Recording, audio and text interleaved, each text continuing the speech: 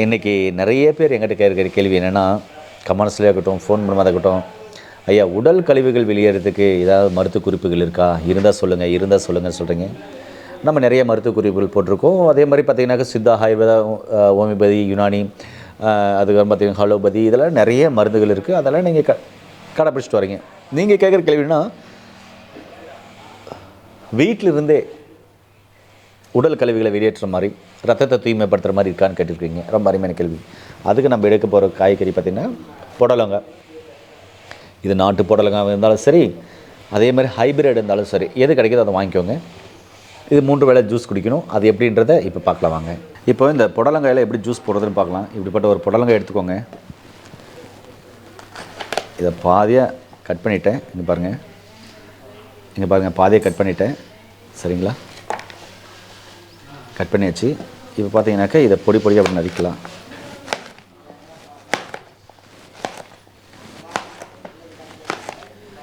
இந்த புடலங்காயை அப்படியே சாப்பிட்லாம், சூப்பராக இருக்கும். இந்த புடலங்காயை கட் பண்ணியாச்சு. இது அப்படியே சாப்பிட்லாம், ரொம்ப நல்லாயிருக்கும்.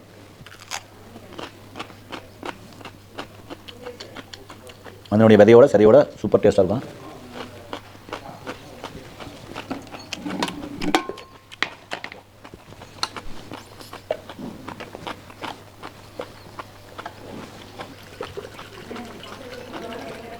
இது என்ன டேஸ்ட் இருக்குன்னா, பச்சை வேர்க்கடலையை செடியிலேருந்து பிடுங்கி சாப்பிட்டாக்கா என்ன டேஸ்ட் இருக்கும், அந்த கொட்டையை, அதுவும் தேங்காய், நல்லா பிஞ்சு தேங்காய், வெள்ளரிக்காய் 3 கலந்து சாப்பிட்டா என்ன டேஸ்ட் இருக்கும், அது மாதிரி ஒரு அருமையான டேஸ்ட்டாக இருக்குது.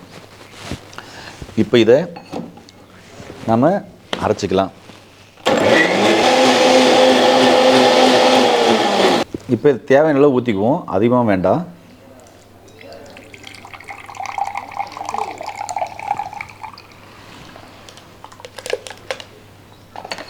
உங்களுக்கு குடிக்கிறதுக்கு காமிக்கிறதுக்காக நான் இவ்வளோ எடுத்திருக்கேன்.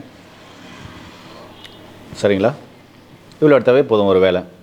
இல்லை ஒரு டம்ளர் வேணுனாலும் எடுத்துக்கலாம். ஒரு சிலர் குடிக்கிறதுக்கு பிடிக்கல அப்படின்னு சொல்லுவீங்க. நல்லா டேஸ்ட்டாக தான் இருக்குது, குடிக்கிறதுக்கு பிடிக்கலன்னு சொல்லுவீங்க. நாட்டு சக்கரை கலந்துக்கலாம். நான் சொன்ன எல்லா காய்கறி வகையிலும் நாட்டு சக்கரை வேணும்னா கலந்துக்கலாம், ஆட் பண்ணிக்கலாம், தவறே இல்லை. இப்போ இதை காலையில், மதியம், நைட்டு 3 வேளையும் குடிச்சிட்டு வரலாம். குடிச்சிட்டு வந்தீங்கன்னா நான் சொன்ன எல்லா பிரச்சனையும் சரியாகும்.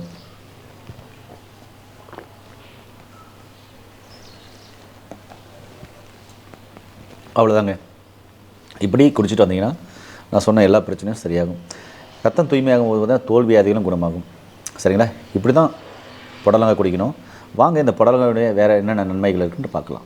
ஜூஸ் எப்படி போட்டேன், எப்படி குடித்தேன் அப்படின்றத பார்த்துருப்பீங்க. இப்படி தான் அதை பயன்படுத்தணும். ஒரு நாளைக்கு 3 வேளை எடுத்துக்கலாம். 1/2 டம்ளர் எடுத்தாவே போதுமானது. இல்லை நீங்கள் 1 டம்ளர் கூட எடுக்கலாம். 1 டம்ளர் எடுக்கும்போது டிசென்ட்ரி போகும். அது நிற்கிறதுக்கு மோர் சாதம், தயிர் சாதம், இல்லை இஞ்சி டீ, அதுக்கப்புறம் வர காப்பி, வர டீ, இது மாதிரி குடிச்சிங்கன்னா நின்றும். 15 வயசுக்கு மேலே உள்ளவங்களுக்கு நீங்கள் பார்த்தீங்கன்னாக்க அவங்களுக்கு கெட்ட கழிவுகள் வெளியேறும்னு நினச்சிங்கனாக்கா ஒரு 3 நாள் கொடுக்குறது நல்லது. அப்புறம் விட்டுடுங்க. நல்லா ஹெல்த்தாக இருக்கேன், ஒரு 20 வயசு மேலே இருக்கேன், 40 வயசுக்குள்ளே இருக்கிறவன்றவங்க ஒரு 3 வேளை, வாரத்துக்கு ஒரு 3 நாள் எடுக்கிறது ரொம்ப நல்லது. அவ்வளோதாங்க, ஒரு 3 நாள் எடுத்தால் போதுமானது. மற்ற டைமில் நீங்கள் நார்மலான ஃபுட் எடுத்துக்கலாம், ரொம்ப ரொம்ப அருமையாக இருக்கும். அதுக்கு கீழே 10 வயசு கீழே இருக்கவங்க, 15 வயசு கீழே இருக்காங்க அப்படின்றவங்களுக்கு அவங்களுக்கு நிறைய மருத்துவ குறிப்பு இருக்கும். அதையும் நீங்கள் கடைப்பிடிக்கலாம். இதை குடித்தாலும் ஒன்றும் தப்பில்லை. ஒரு 10 ml, ஒரு 20 ml தாராளமாக கொடுக்கலாம்.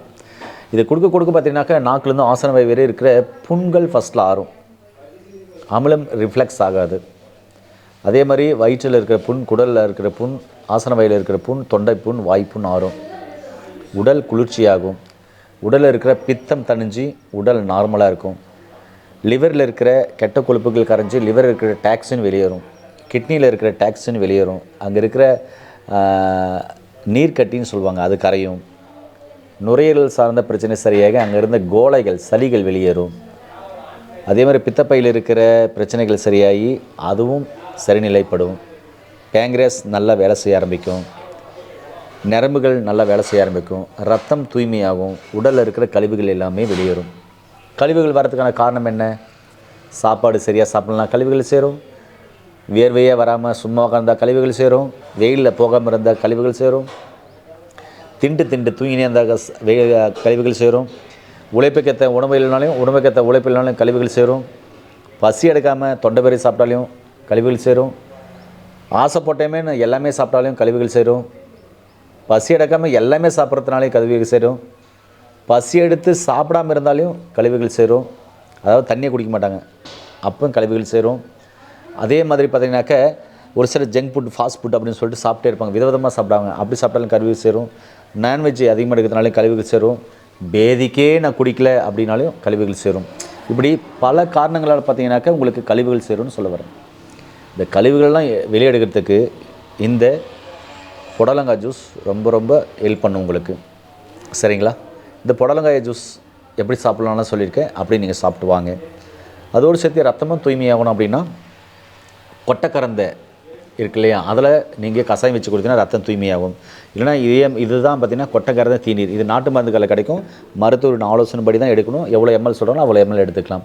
இது அனைத்து வகையான தொற்று நோய்களிலிருந்தும் உங்களை வெளியே கொண்டு வரதுக்கு ஒரு ஹெல்ப்ஃபுல் பண்ணும். அதே மாதிரி இன்ஃபெக்ஷன் இருக்காது, ரத்தம் தூய்மையாகும். ரத்தத்தில் இருக்கிற கழிவுகள், கிருமிகள் எல்லாமே பார்த்திங்கனாக்கா வெளியேறும். கொட்டைக்கரந்தை தீநீர் ரொம்ப ரொம்ப அருமையானது. இப்படி இயற்கையோடு சேர்ந்து வாழுங்கன்னு சொல்கிறேன். இதிலேருந்து வெளியே வரணும் அப்படின்னா கருப்பு கவுனி அரிசி கஞ்சி உங்களுக்கு ஹெல்ப்ஃபுல் பண்ணும்.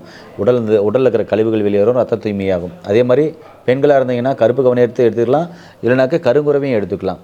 அதே மாதிரி கருட சம்பா எடுத்துக்கலாம், மாப்பிள்ளை சம்பா எடுத்துக்கலாம். சரிங்களா? இப்படியெல்லாம் எடுத்துக்கோங்க. இது ரொம்ப ரொம்ப அருமையாக இருக்கும். நரம்புகளை சரிநிலைப்படுத்தும். நரம்புகளை சரிநிலைப்படுத்துறதுக்கு பார்த்தீங்கன்னாக்கா உங்களுக்கு இலுப்பைப்பூ சம்பா அரிசி ரொம்ப ரொம்ப ஹெல்ப்ஃபுல் பண்ணும்.